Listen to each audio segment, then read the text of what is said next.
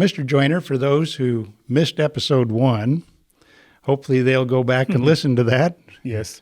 But for those who didn't, you and I first met each other over 20 years ago on opposite sides of a courtroom and opposite sides of the law. I was the prosecutor in a federal case. You were the defendant. You were convicted. You served 17 years in prison.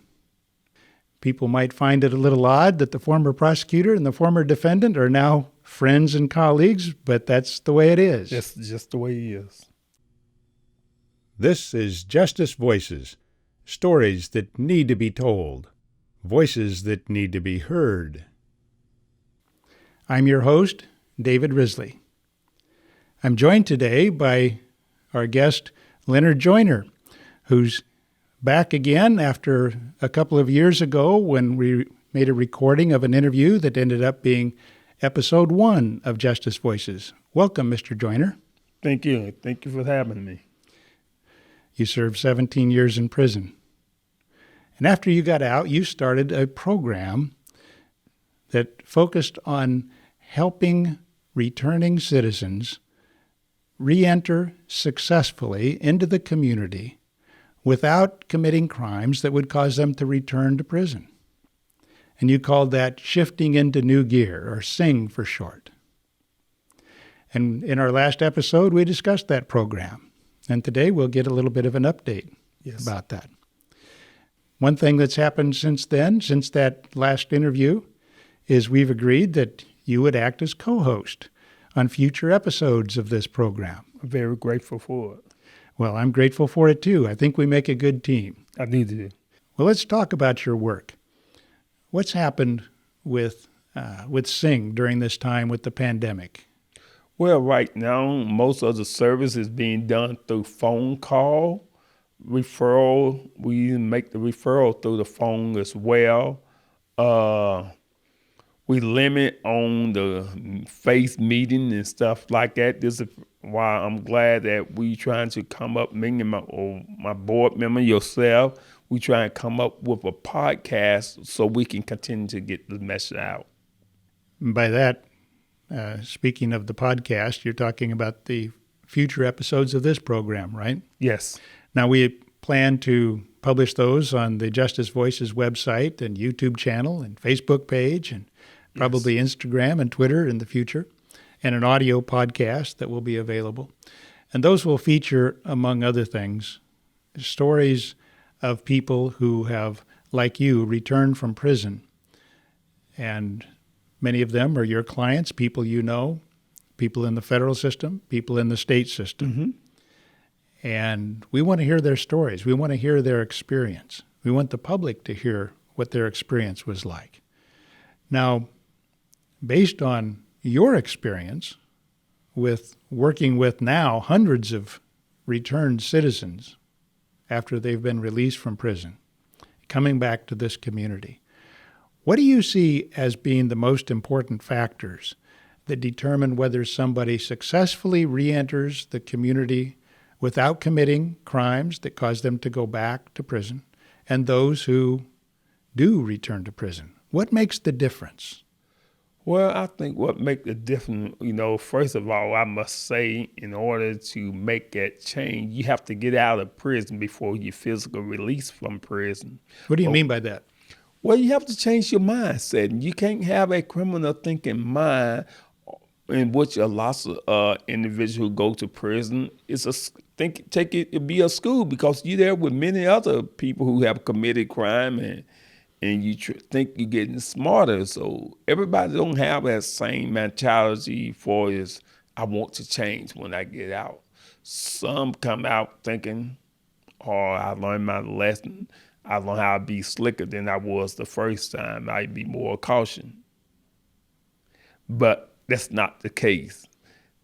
So what I really mean, you have to change your way of thinking, because you can't come out here keep thinking you can do the same thing and expect a different result. It just don't work that way. You find yourself back into prison. And Illinois recidivism rates show that, because they're very high, almost 50%. You said before in the first episode, and you've repeated it here, that a person has to get out of prison in their mind first before they get out of prison back on the street. Mm-hmm. How does that happen? What does it take to get somebody to have that different mindset?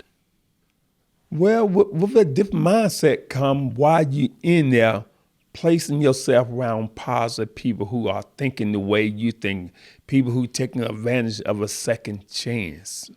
Because every day is a day for you to make a difference, to change your outlook on life. It starts while you're in prison, not when you get out. But so many people believe that when they get out of prison, they can turn that switch on and off. It just doesn't work like that, because you have to come out here and get help. And it's good that we have a few programs, very few programs out here that help people who get out of prison. One of the key things of staying out of prison when you get out of prison is employment. Because if you got employment, you're able to get housing. Because without the employment, you can't get the housing because you got no money to pay your rent or your bills. So employment is very important to helping you to stay out. When I was in the governor's office, the Illinois governor's office, as the director of public safety policy, formerly in that position, one of the things that I emphasized was that if we are going to prevent people from going to prison in the first place or returning to prison after they get out, there have to be viable alternatives to crime. And that means that they need to be able to have decent jobs that give them a feeling of respect and causes them to be respected by others. But if the only business that's thriving in a community is the drug business or the crime business, that's the business enterprising young men and women are going to go into. Yes. And unfortunately, we have people who grow up in communities where that's the case. Now, here in Springfield, people have alternatives to crime. What makes the difference between those who choose crime as their business and those who get other forms of employment? What makes the difference? Well, the difference in itself is whether you want to be free or not. Because it's like you're playing Russian roulette. When you get out and return back to a lifestyle of crime, you're playing Russian roulette. There's no way you're going to win. You're not helping your family. There's no real reconnection of you and your family for real. Because I know from past experience that if you live that lifestyle or continue to be in that lifestyle, there's only two choices. You're either going back to prison or you're going to get killed. It's just, there's no other reason. Now, if you're out trying to be productive, what you say, Springfield give you a chance to get job, employment. People will give you a chance here. So if I make a legit job, make money, I might not make the money I want to make, like $15, $20 an hour, but I got to be thinking, while I was in prison, I made 12 cents an hour. So I would have to be a fool in my mind to think that making $12 an hour is not better than making 12 cents an hour, but most of all, having my freedom. When you work with people who have gotten out of prison and have returned to Springfield, one of the things you've been most successful in doing is working with potential employers to get those people hired and employed, have an income, a legitimate income. Mm-hmm. Tell us about that. How do you do that?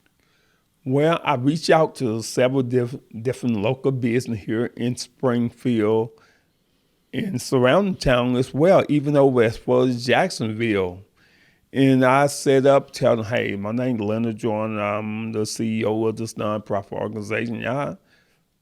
I've tried to help individuals get a second chance. Would you help me to give them a second chance at employment, being a new citizen, helping themselves to return back to the community successfully?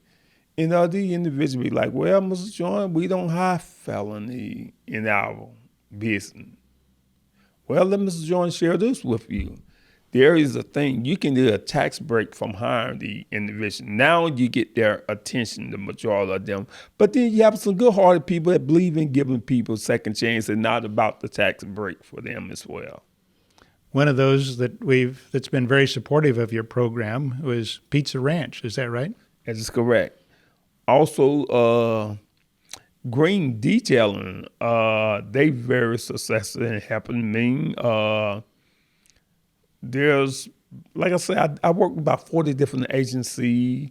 I work with Lincoln Land Community College, UIS, and Champaign-Urbana. We're also working with the University of Illinois on trying to get this truck driving and other vocation thing going. When you make arrangements for somebody to get a job, I know from our conversations about this, sometimes it's a rocky road because sometimes people don't have a history of working. They don't have the work habits required to be successful. And so they sometimes make mistakes. They sometimes don't show up for work or things of that sort. And what sort of arrangement do you have with employers who do give them a chance when things like that happen? Well, me and the employment make an agreement for them not to terminate or fire the individual until I talk to that individual. We call that buddy, our little buddy thing that we call it. So, and what I do, like if a person get in trouble, not showing up at work, an employer call me. I call that individual to come in and we'll talk about what went on. I hear their side because I already been heard what the employer had to say, so I hear their side. And I would have a little man-to-man talk or just a woman-to-man talk, whatever individual may be, female or male, we'll talk. Then I make that phone call back, hey, okay. They realize they made a mistake. Could we now get past that and move on? You know, if people didn't have somebody like you to help them get the job and to work with employers and the employee to help them keep the job, it might be difficult for people to get started, or if they got started, to keep that job without losing it. And then here they are again in that situation you're trying to avoid where they don't have an income.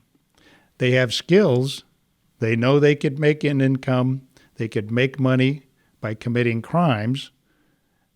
And so too often they return to that. So I've heard it said that the three pillars, as we've said, of successful reentry programs are housing, employment, and sobriety. Now, we've talked about employment. What's the situation as you see it with housing? How does that work here in Springfield and your knowledge in the area? Well, for a housing goal, I work with a couple of different agencies, such as the Springfield Housing Authority, who does allow felony to live in a certain area of the housing part. But what they do is they'll contact me, and I send them to fill out an application called a felony application that allows this ex-con to apply for housing. And once they get into the housing, what we do, what Sing does is we might, if we have the funding, which I work with Community Action to do, we will pay their first month rent and their deposit. But they must be working at least 30 hours a week, because one thing we don't want to do is set them up for failure. There'll make no sense for me to pay your deposit and your first month rent if you're not going to be able to sustain it. That's why we make sure you got gainful employment. That's why we also send you through what we call a financial literacy class to teach you how to budget, the money. Who teaches the financial literacy class? It's taught by an individual over at the Community Action Department, along with the Public Health Department. What about sobriety? There are a lot of people who, before they went to prison, they were using alcohol or other drugs to a level that caused them to become dependent or to affect their behavior in negative ways that contributed to them making the decisions, the bad decisions that led to going to prison and victimizing someone or victimizing a lot of people. Now, when they get out of prison, how common is it for them to have had the sort of treatment and support that they needed in prison, that they don't revert back to those bad habits, that old way of life after they get out of prison? Well, during my time in prison, in my outlook on the reentry part, prison, they have what they call a drug program in there. It's more like you are being taught from a book or being told from the book. But I think one of the biggest things is that we look at is that coming out here, putting you in some type of treatment, because it's a sickness, it's a disease, it's a addiction. And without the proper treatment, you doesn't turn from it, because in prison, we are self-rehabilitated. What I mean by that, in prison, you in the drug program, you being taught, you being kept away, you being monitored, because most times they have a drug, the only way everybody in there is taking the drug program. So all the negative stuff over there, you're not a part of it because you're in the drug program. So you separated pretty much. But once you get out here, you're like, oh, okay, there's a chance that I can go over here and do this. And then when your probation offers, maybe I ain't got to drop as much. So maybe I can, dab and over here on messing with drugs. But what we does at Sing, staying with what you asked me, is that we send them to treatment. Like we have the Family Guidance Center. Matter of fact, the president of Sing worked at the Family Guidance Center. There's other rehab programs that I work with that help the individual to get the proper treatment. Memorial Medical Center, they help us. Gateway. So I connect with a lot of different people to try to provide this roadmap of service to help the individual. So essentially what you do is you act as a mentor and navigator for people when they get out of prison. Yes. If they get in contact with you and you're well respected and well known in Springfield, and so people pretty much through word of mouth get funneled to you and they make contact. You do a needs assessment, yes, an intake assessment, and then you provide mentoring yourself with them, one-on-one and in small groups, but you also act as a navigator of resources, as a resource hub. You refer them to other resources, community resources that are available here in Springfield, and programs that can help them be successful in avoiding falling into the traps that would cause them to return to prison. Have I got it right? Yes, you do. Yes, you do. Well, that's why I'm on the board now, shifting into new gear. And they're glad to have you, too. Just to add a little bit more to what you just saying is that most individuals that get out and what makes it so hard for individuals to return back to prison is there's not enough resources to help the individual. That's why I'm always willing to go that extra mile. So one of the things that we wish we could get is more us to come together and have more reentry service for the individual. I think that would really make a difference. One of the things that has always struck me about you, the whole time we've known each other after we reunited when I was in the governor's office, you don't get paid anything for doing what you're doing with Sing. Is that right? There's no pay involved. We wish there was. Yes, we do. There's not the money to do that. It's just the love I have. I just love helping people because somebody once helped me. And I gave the guys my word before I left prison that, hey, guys, I'm going to go out there and pay forward. Well, you're a remarkable man, Mr. Joiner. Thank you. There are not many people in your financial circumstances where you're just getting by. You work part-time at the Boys and Girls Club, and you could use a good, steady paycheck. Yes. And you are a smart man. You have other things that you could do. But if you were to be working full-time doing those things, that might detract from your time working with the Sing clients. And so you forego some of those opportunities so that you can do something for our community and for those people who are returning to the community that no one else is doing, or there's not enough people, I should say, that are doing, and you don't get paid for it. No, not a dime. You have a heart of gold. You have my respect, and that's why you and I are working together, and why we want the stories to be told of people who return from prison to our community so that people can see what really happens. Because most people have no idea, they have no way of knowing what life is like for people. But when they get out of prison, in most instances, they have fewer job opportunities than when they went into prison. They may have learned skills in prison, but now they have the stigma Exactly. of being a felon, a convicted felon. And even if as legal barriers drop for that, there's cultural and social barriers to hiring people and giving them that second chance. And so they have fewer alternatives to crime when they get out than when they went in. And yet we expect that somehow in our system, when they get out, they will have learned a lesson and they're not going to go back.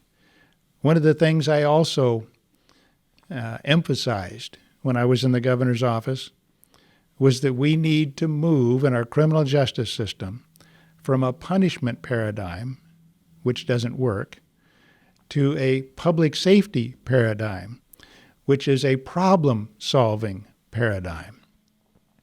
If we approach criminal justice from a problem-solving standpoint, we may arrive at very different conclusions about how to deal with individuals, particular individuals, and how to solve the problems that they're facing and that they've caused, that they create for our communities.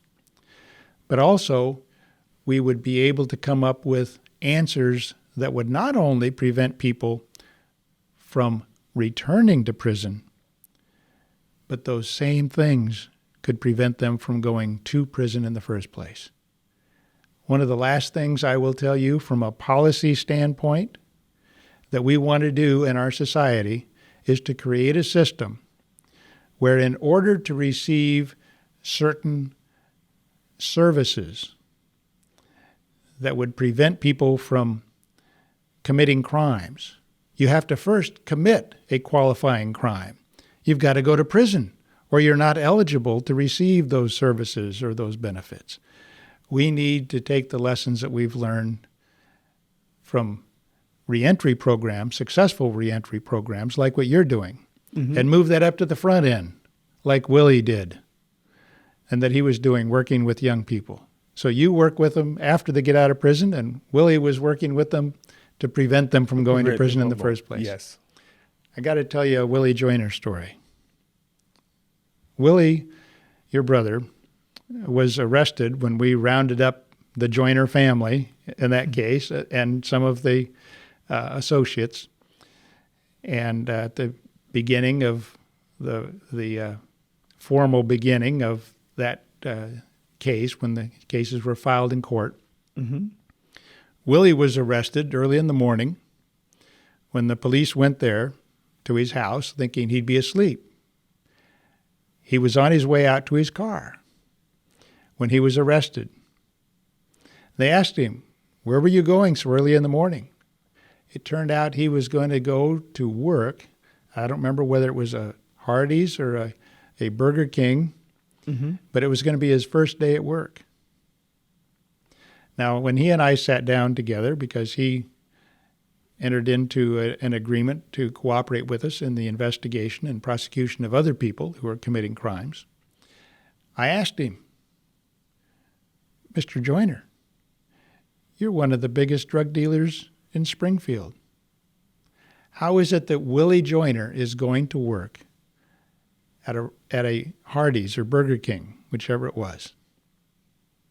And he said, "Mr. Risley, I just got tired of it."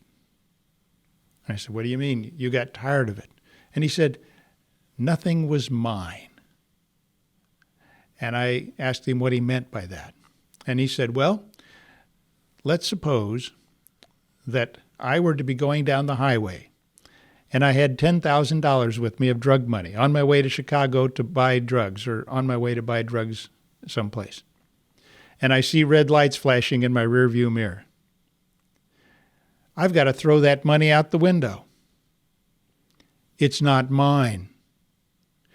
But let's say I've got $100 in my pocket that I got from working at Hardee's or Burger King, and I see those same red lights. That money stays in my pocket. It's mine. I'm tired of not having anything be mine." I asked him whether he thought he'd be able to keep it up and not go back to being the Willie Joiner that was the big-time drug dealer in Springfield. And he said, "I don't know, but I was sure going to give it a try." Now, I don't know whether he would have or not, but it illustrates something. People age out of crime. The human brain matures later than we usually suppose, and people age out, and they are looking for alternatives when they get out of prison. If they went to prison, they're looking for alternatives if they haven't been caught and didn't go to prison. So what you're doing not only changes their lives, it changes our whole community, because they're not out there doing things that victimize people and cause the sort of damage in people's lives and in our community that cause that behavior to be criminal and for which they end up going to prison. So I've been on my soapbox a little bit here, but let me just tell you, what you're doing is important. Thank you. Well, where I would like to leave you with this is that it's a win-win. Once we allow the individuals to come back and be productive in society, it's much better for us to help them than for them to go back. If you only knew how much it costs the state to send an individual back to prison, it's a cost. But on the other hand, it's a win-win for everybody. It saves the taxpayer money. It lowers our prison population. And then we connect family back together. So it's a win-win when we allow a person to successfully enter back into the community. It's a win-win. It absolutely is. And we're going to do some episodes in the future, one of which I hope to do is on the subject of the what you've talked about, the cost of prisons, running prisons, and of people returning to prison. We have in Illinois a sentencing policy advisory council commission, and they have done a study on that, and it would be good to have an episode where we talk about those things. Hopefully we can get a guest that'll help walk us through that. I think it would be an eye-opener. Thank you, Mr. Joiner. Thanks for having me. And thank you for joining us for another episode of Justice Voices, listening to stories that need to be told, voices that need to be heard. And if you haven't done so already, please hit the like button, hit the subscribe button, and spread the word. We're looking forward to more episodes of Justice Voices, and we don't want you to miss any of them.